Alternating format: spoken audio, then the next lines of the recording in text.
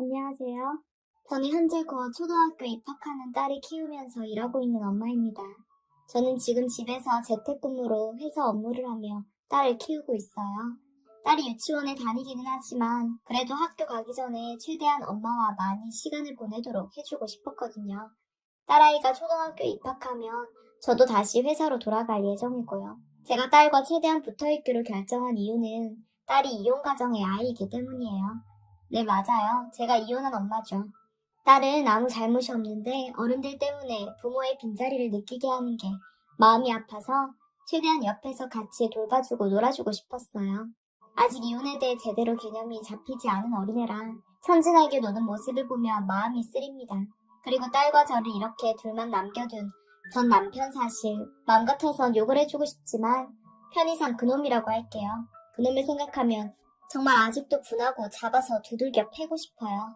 내 인생을 지옥으로 만들고 딸과 저를 버리고 자기 이기심만 채우는 정말 제게는 인간도 아니었던 놈이에요. 다시 생각해도 애까지 있는 인간이 어떻게 그런 짓을 했었는지 소름 돋을 뿐이에요. 남편은 딸이랑 격주로 만나고 있기는 한데 딸이 다 크면 꼭 진실을 다 얘기해주고 자기 아빠가 어떤 인간인지 모든 사실을 알려주고 말 겁니다. 딸도 쓰레기는 피할 줄 알아야죠. 그 놈과 저는 둘 다 대학을 졸업하고 선을 봐서 만나게 되었어요.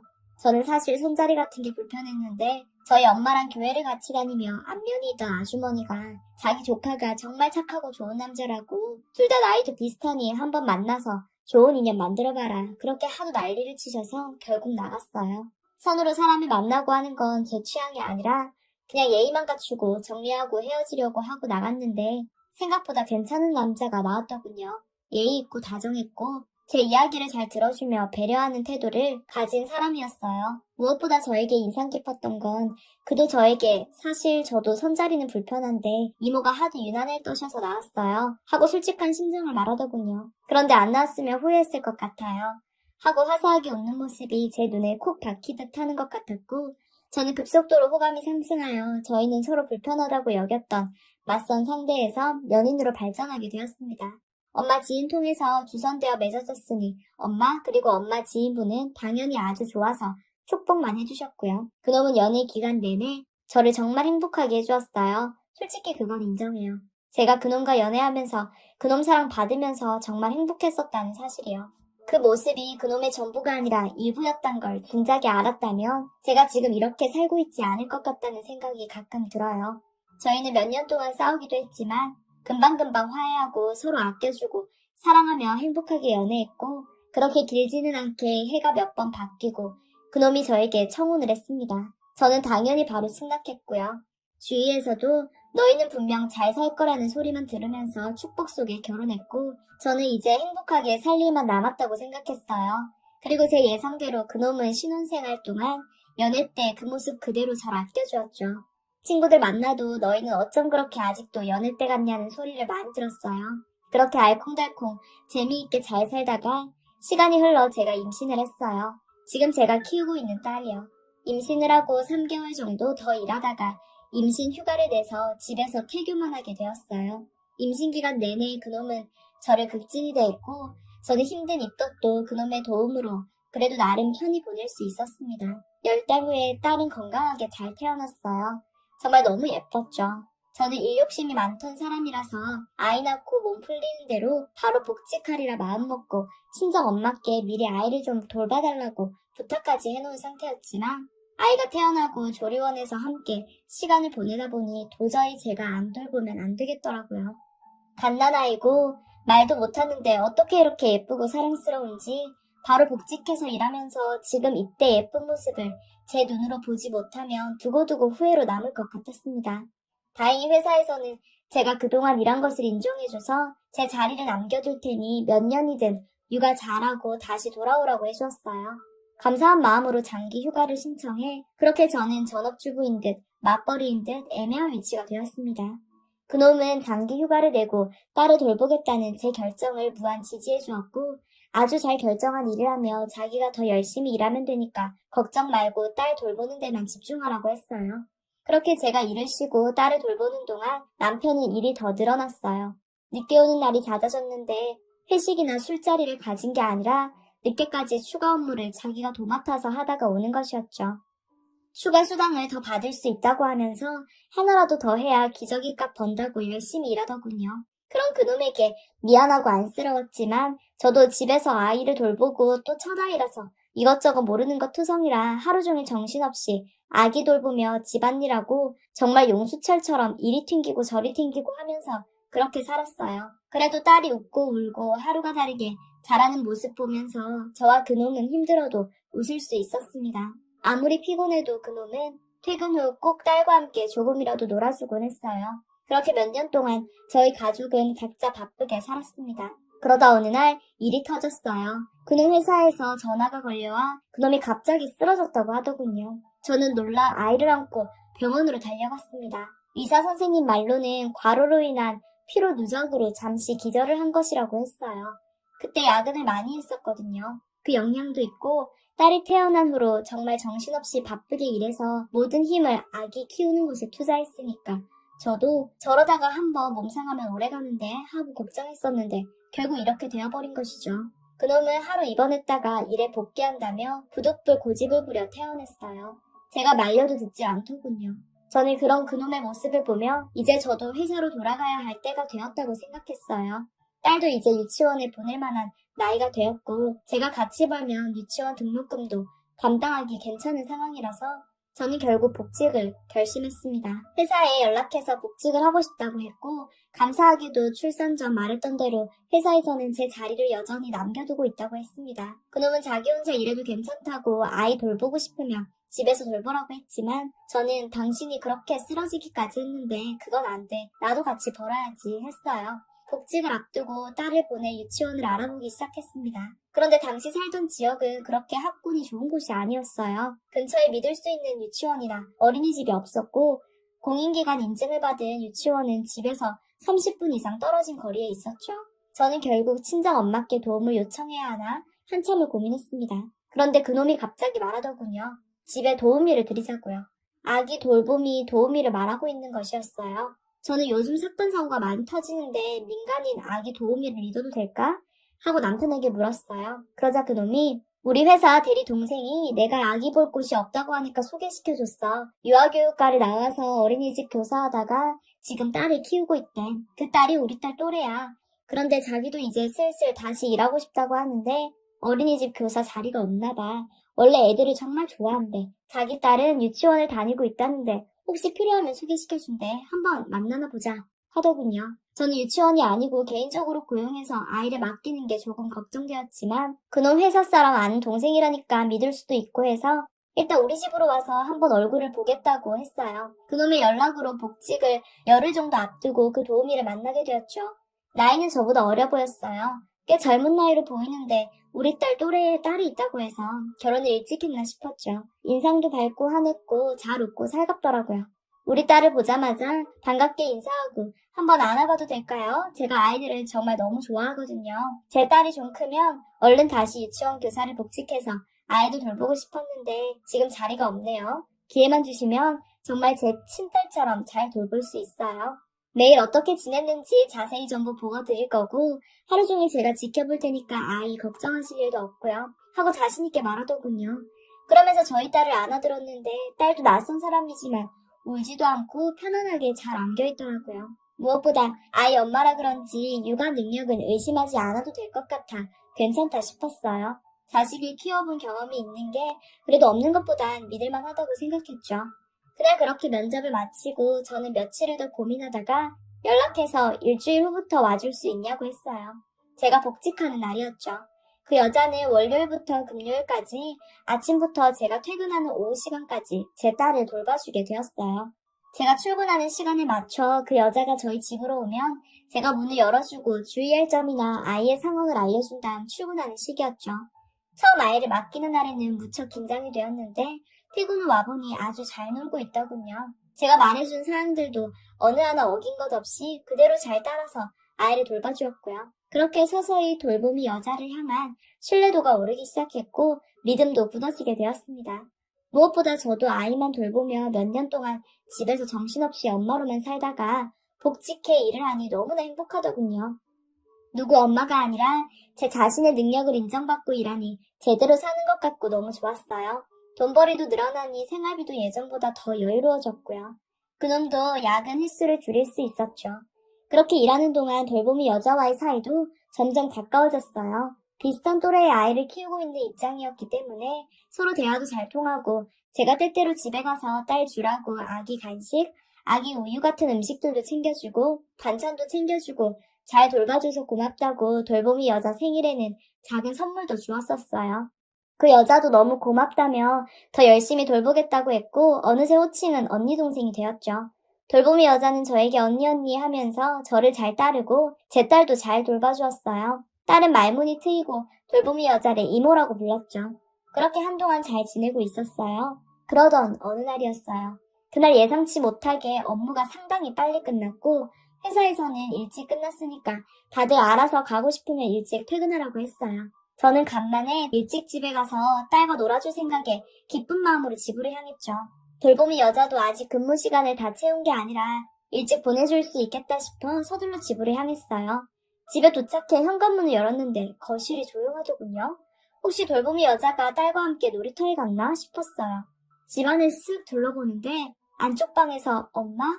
하는 말소리가 들리며 딸아이가 쪼르르 달려 거실로 나왔어요. 돌보미 여자가 보이지 않았는데 딸이 집에 혼자 있어서 놀랐어요. 그런데 저를 더 놀라게 한 것은 딸아이의 얼굴 위에 선명한 눈물 자국이었어요. 엉엉 운 것 마냥 눈물이 볼에 흐른 자국이 몇 줄은 되더군요. 얼굴에 빨갛게 부어있었고요. 누가 봐도 많이 운 것 같은 얼굴이었습니다. 너무 놀라서 우리 딸 울었어? 왜 울었어? 무슨 일 있었어? 이모는 어딨어? 하고 물었어요. 제 무릎을 듣자 딸이 입속을 달싹이더니 이내 제 목을 끌어안고 엄마 하고만 말하더니 울기 시작하더군요. 정말 서럽게 끄끄대며 우는 소리였어요. 그 울음에 가슴이 철렁 내려앉아 가슴이 요동치기 시작했어요. 우선 우는 딸을 달래주었고 한참 지나 딸이 울음을 그쳐서 저는 우리 딸 무슨 일 있었어? 엄마한테 다 말해봐. 무슨 일 있었는지. 거짓말 안 하고 전부 말해줘야 엄마가 도와줄 수 있어. 하고 말했죠. 딸은 울음이 섞인 목소리로 엄마 내 공주님 목걸이가 없어 라고 말했어요. 공주님 목걸이는 얼마 전에 제가 딸 장난감으로 사준 목걸이였어요. 요즘 딸이 푹 빠진 공주 만화가 있는데 그 캐릭터가 목에 걸고 있는 구슬 목걸이였죠. 여자애들이 좋아하는 그런 목걸이 장난감이요. 딸이 사주고 나서 잘 때도 걸고 잘 정도로 애지중지했던 건데 그게 없어졌다는 말이었죠.